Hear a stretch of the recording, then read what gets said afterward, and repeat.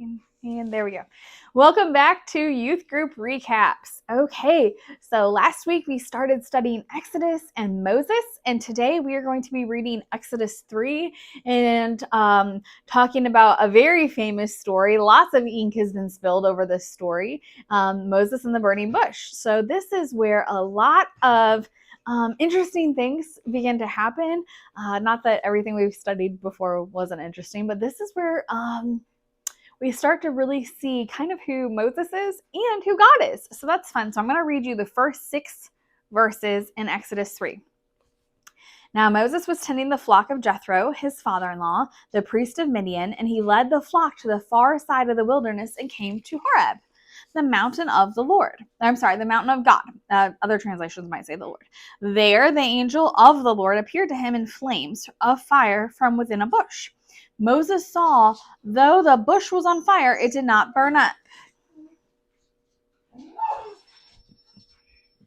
So Moses thought, I will go over and see this strange sight, why the bush does not burn up. When the Lord saw that he had gone over to look, God called to Moses from within the bush, Moses, Moses. And Moses said, Here I am.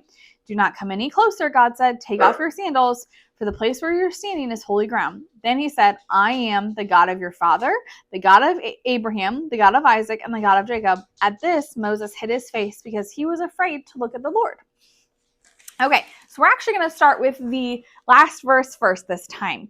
Why was Moses afraid to look at the face of the Lord?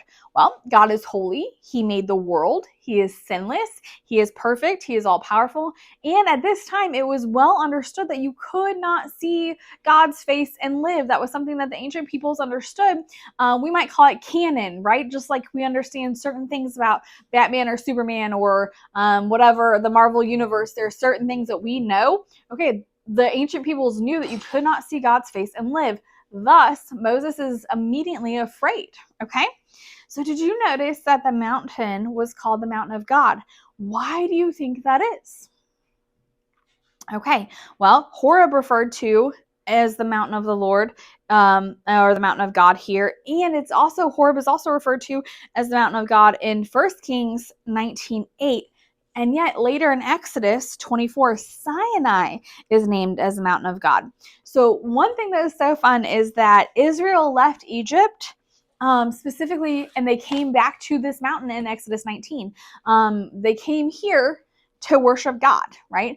And then in 19:4, Yahweh states, I brought you to myself. And then he leaves his dwelling place and travels with the people via the tabernacle. And we remember the tabernacle is that portable dwelling place where God can meet with man, right? So this is so amazing. So, and we know that God is omniscient and he is everywhere and he's all knowing. And we know that he was in Egypt. We understand those things. God can be everywhere at once, but in this particular incident, God was manifest at this mountain, and then he drew Israel to him, and then he tabernacled with them throughout the wilderness wanderings. And that is something that we're going to keep in mind as we continue to study this book. Okay, so then the angel of the Lord. All right, guys, is this an angel or is this God? Is this an angel of the Lord, or is this like the Lord as masquerading as an angel or something? Okay, so in the ancient world, when you would send out an emissary, a messenger, that messenger has the responsibility to speak exactly as you would speak, to speak for you, to speak in your, we might say if we're writing in our voice, right? So last night we gave the example that usually this is for royalty. So if one of us were sent out to speak for royalty, we would have to speak their will, their words, their message exactly as it was. We can't paraphrase. We cannot add or subtract. We are speaking for the person we're sent from. And this is a very big deal. This is a lot of responsibility. Okay. So in the same way, the angel of the Lord is the messenger endowed with the authority of Yahweh, of the Lord.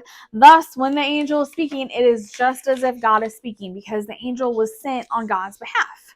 Okay, so then what about verse 5? Because the angel tells Moses to take off your sandals, you're standing on holy ground. We have other instances in scripture where angels say, don't bow down to me. So why is the angel demanding respect from Moses in this section? Okay, a couple of things that it could be.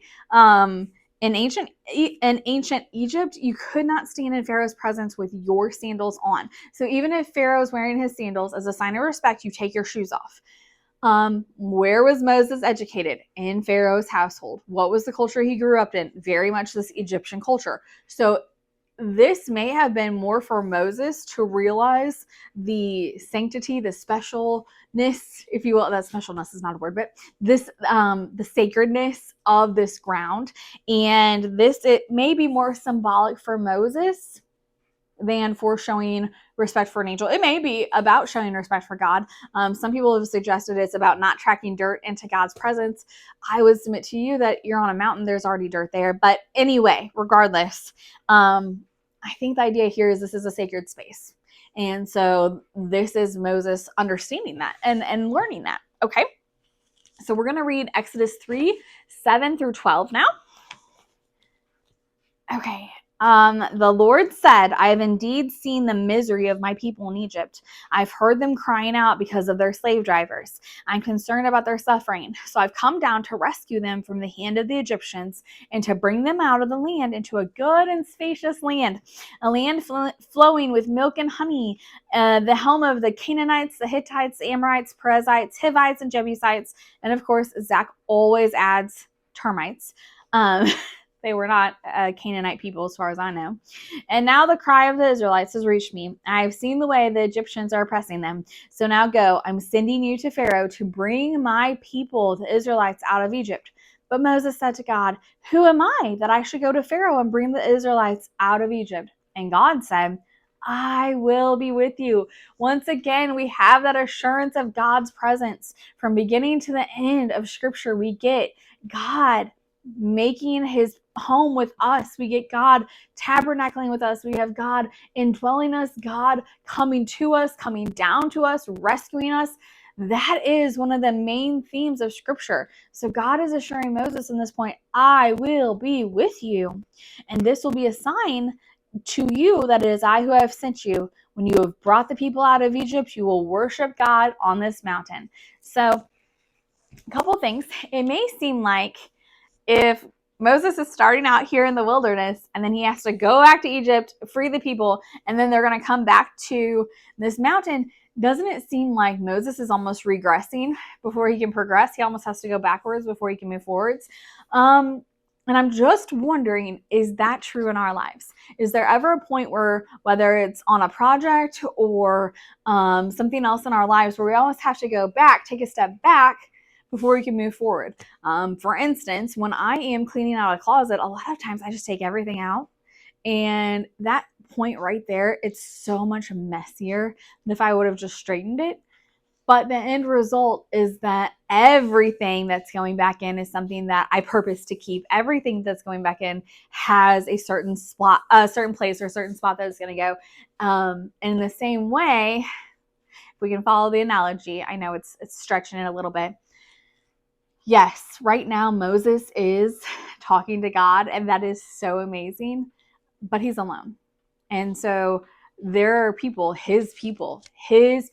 are being enslaved. So God is sending him back to Egypt, back to the place that he ran from 40 years ago, to free the slaves and then bring them out. And then they're all going to worship God on this mountain. It's community, it's completion, it's a better end to the story, right? Okay, so that's kind of the big picture that we're dealing with here. Now let's go to verse 8, because we are teenagers. A land flowing with milk and honey. That sounds disgusting. That sounds sticky. It sounds messy. What is going on there? What does it mean? Milk refers to animal husbandry, food, and clothing. So sheep were very important in this culture. We understand that. But goats were actually more important as a food source because they would provide twice as much milk as sheep, which leads to more animal byproducts.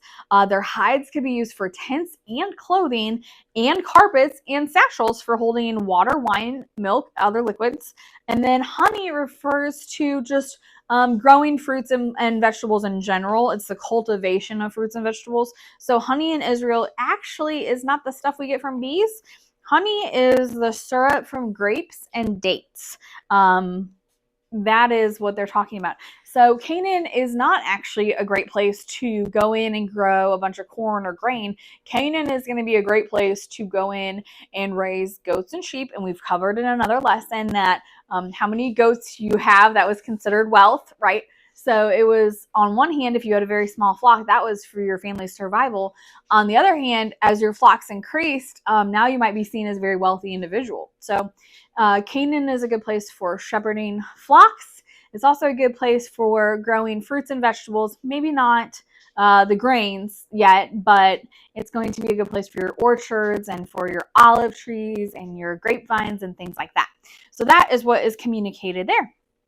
So just to kind of get us through this chapter, I'm going to close with reading verses 13 to 22 to you. Okay. Moses said to God, suppose I go to the Israelites and say to them, the God of your fathers has sent me to you. And they ask me, what is his name? Then what shall I tell them? God said to Moses, I am who I am. This is what you are to say to the Israelites. I am has sent me to you. God also said to Moses, say to the Israelites, the Lord, the God of your fathers, the God of Abraham, the God of Isaac, the God of Jacob, has sent me to you. This is my name forever, the name you shall call me from generation to generation. Okay, I'm going to pause right there. So we're right at the end of 15. When Moses is asking God's name, he's not really saying like, what's your name, like first, middle, or last, or something along those lines. He's asking who God is, the essence of God. And God immediately says, I am who I am. Okay, which that could be another whole video. So I'm just going to let that one slide for right now. And then he says, the God of your fathers, the God of Abraham, Isaac, and Jacob. Now we've studied the Israelites. We've studied the patriarchs. We know that by the time we get to Moses, the Israelites are his culture. They are his community. They are his people. They are his country, if you will. Yes, they're in Egypt, but we might view it as like his tribe. Okay. And this is also his family's story. This is his family's history. Abraham, Isaac, and Jacob would have been Moses' direct descendants or ancestors. Sorry. So God is also telling us he is the God of Abraham, Isaac, and Jacob. Not that he was, because we might view it as, well, Abraham, Isaac, and Jacob are dead. To God, who is eternal, they're still living. He still is their God. And I just think that's so interesting. Okay, let's go ahead and finish this chapter up. Go, assemble the elders of Israel and say to them, the Lord, the God of your fathers, the God of Abraham, Isaac, and Jacob appeared to me and said, I have watched over you. I have seen what has been done to you in Egypt, and I have promised to bring you out of your misery in Egypt into the land of the Canaanites, Hittites, Amorites, Perizzites, Hivites, and Jebusites, a land flowing with milk and honey. The elders of Israel will listen to you. Then you and the elders are to go to the king of Egypt and say to him, the Lord, the God of the Hebrews, has met with us. Let us take a 3-day journey into the wilderness and offer sacrifices of the Lord our God. But I know that the king of Egypt will not let you go unless a mighty hand compels him. So I will stretch out my hand and strike the Egyptians with all the wonders that I will perform among them. After that, he will let you go. And I'll make the Egyptians favorably disposed toward you and toward this people, so that when you leave, you will not go empty-handed. Every woman is to ask her neighbor, and any woman living in her house, for articles of silver and gold and clothing. You will put them on your sons and daughters, and thus you'll plunder the Egyptians. We might be wondering about the plundering, but this is a people that was enslaved for 400 years. They don't have personal property. And in this way, because the Egyptians are going to be favorably disposed to give them their jewelry, later, these are the articles that are going to be used for making the articles in the tabernacle. So that's kind of fun too. If you are interested in studying ahead for next week, we're going to be in Exodus 4 that covers signs that God gives Moses. We're going to talk a little bit more about God's name and kind of what happens when they first go back and what's the deal with Aaron, Moses' brother. All right, thanks for watching. See you next week.